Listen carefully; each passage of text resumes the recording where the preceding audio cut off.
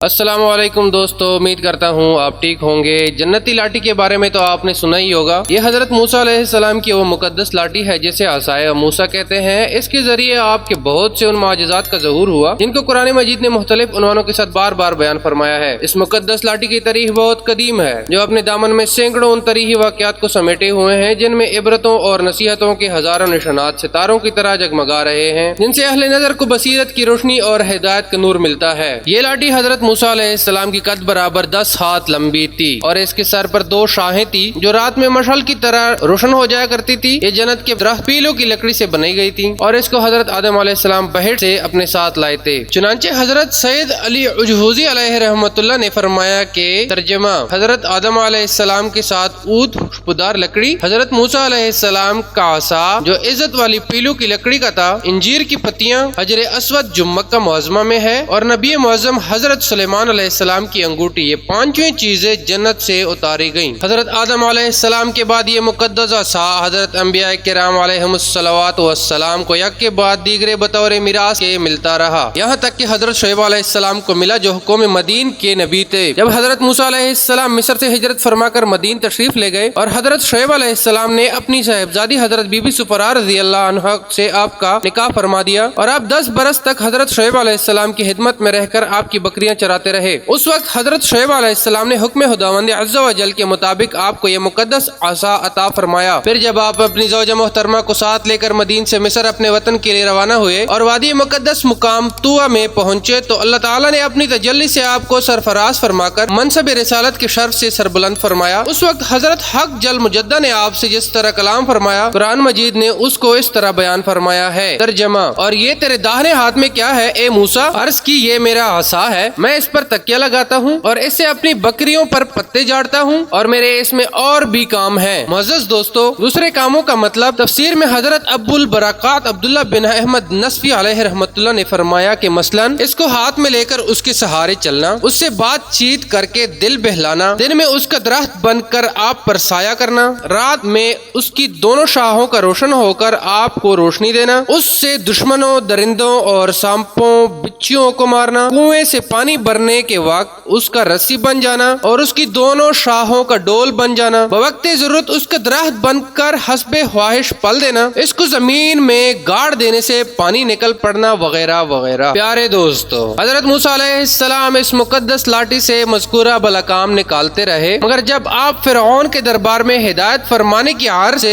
तशरीफ ले गए और उसने आपको जादूगर कहकर जुटलाया तो आपके इस आसा के जरिए बड़े बड़े माजिज़ात का ज़हूर शुरू हो गया। मुअज़्ज़िज़ दोस्तों, आसा अजदहा बन गया कैसे? इसका एक वाकया ये है कि फिरौन ने एक मेला लगवाया और अपनी पूरी सुल्तनत के जादूगरों को जमा करके हजरत मूसा अलैहिस्सलाम को शिकस्त देने के लिए मुकाबले पर लगा दिया और इस मेले के अजदहाम में जहाँ लाखों इंसानों का मजमा था, एक तरफ जादूगरों का हुजूम अपनी जादूगरी का सामान लेकर जमा हो गया और उन जादूगरों की फौज के मुकाबले में हजरत मूसा अलैहिस्सलाम तन्हा डट गए। जादूगरों ने फिरौन की इज्जत की कसम खाकर अपने जादू की लाठियों और रस्सियों को फेंका तो एकदम वो लाठियां और रस्सियां सांप बनकर पूरे मैदान में हर तरफ पंकारे मारकर दौड़ने लगी और पूरा मजमा खौफ व हिरास में बदहवास होकर इधर उधर भागने लगा और फिरौन और उसके तमाम जादूगर इस करतब को दिखाकर अपनी फतह के घमंड और गुरूर के नशे में बदमस्त हो गए और जोशे शादमानी से तालियां बजा बजा कर अपनी मुसरत का इजहार करने लगे कि इतने में नागहानी हजरत मूसा अलैहिस्सलाम ने खुदा के हुक्म से अपनी मुकद्दस लाठी को